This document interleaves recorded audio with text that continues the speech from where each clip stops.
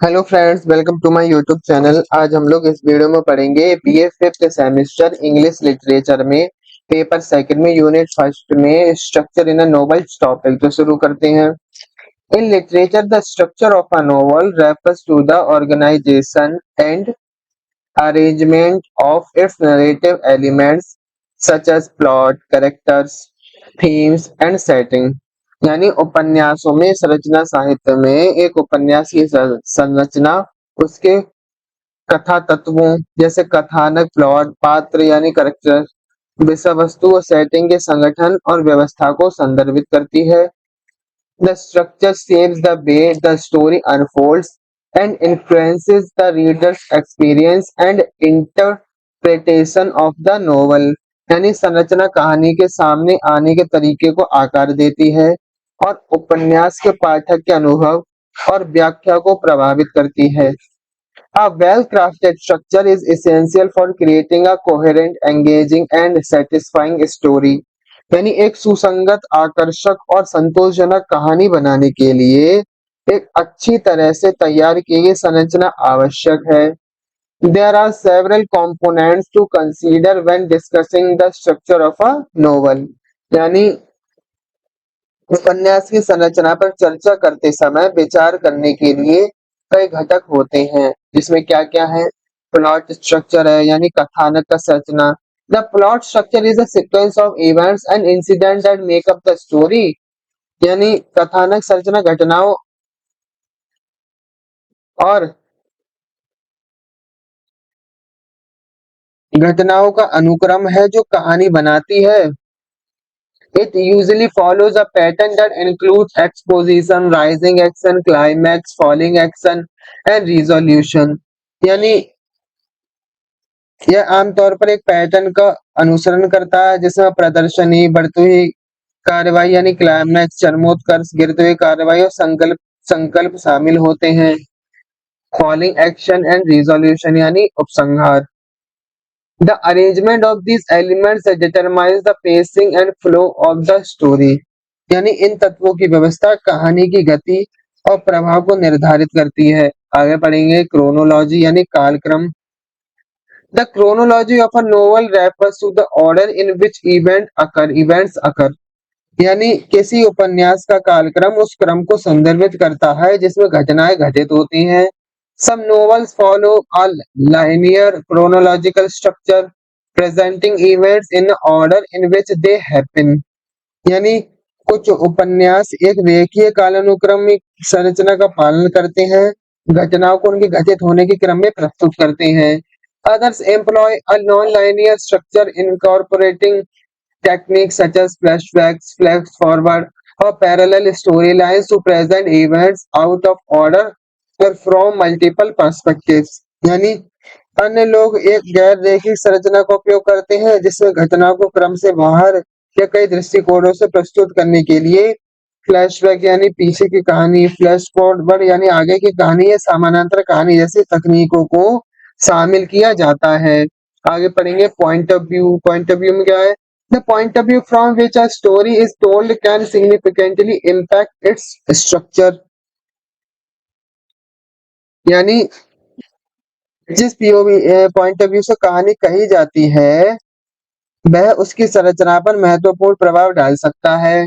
The choice between first person, second person and various forms of third person narration determines how the reader experiences the story and what information is revealed or withheld।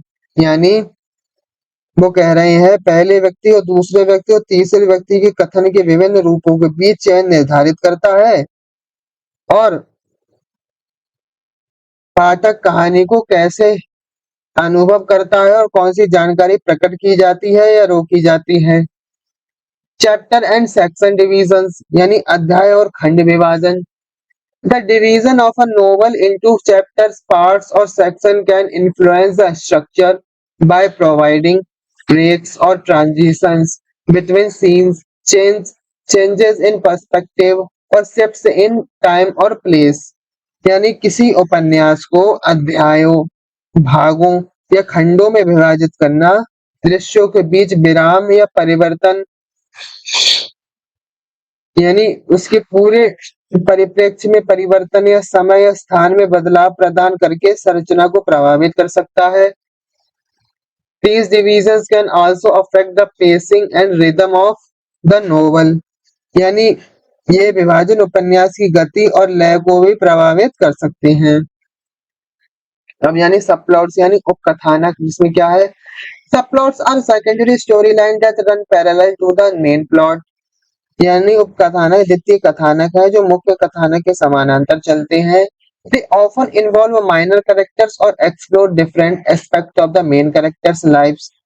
यानी वे अक्सर छोटे पात्रों को शामिल करते हैं या मुख्य पात्रों के जीवन के विभिन्न पहलुओं का पता लगाते हैं। The integration and resolution of subplots can contribute to the overall structure and complexity of the novels. यानी उपकथानकों का एकीकरण और समाधान उपन्यास की समग्र संरचना और जटिलता में योगदान कर सकता है। आप पढ़ेंगे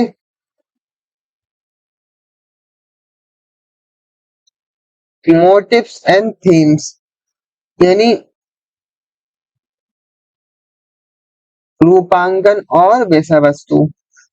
The recurring motifs, symbols, or themes in a novel can contribute to its structure by providing a framework for interpreting the story and connecting seemingly unrelated events or ideas.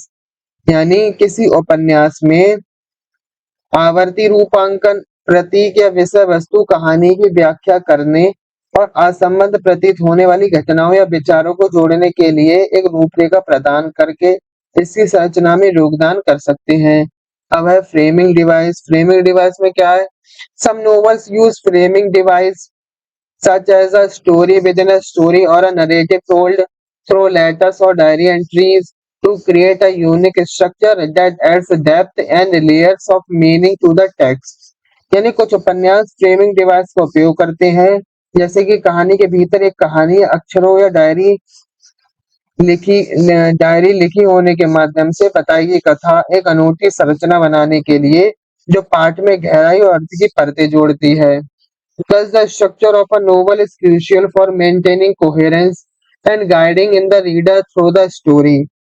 यानी इस प्रकार उपन्यास की संरचना कहानी के माध्यम से पाठक को सुसंगति बनाए रखने और मार्गदर्शन करने के लिए महत्वपूर्ण है।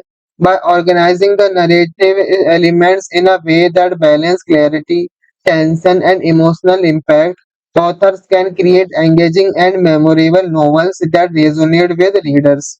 यानी स्पष्टता, तनाव और भावनात्मक प्रभाव को संतुलित करने वाले कथा तत्वों को व्यवस्थित करके लेखक आकर्षक और यादगार उपन्यास बना सकते हैं जो पाठकों के साथ जुड़ते हैं। आज की वीडियो हम लोग यही समाप्त करेंगे। आज हम लोगों ने पढ़ा structure in a novel. Channel को सब्सक्राइब, वीडियो को लाइक करें। जिस किसी को इस वीडियो की आवश्यकता हो उसके लिंक शेयर करें। धन्यवाद।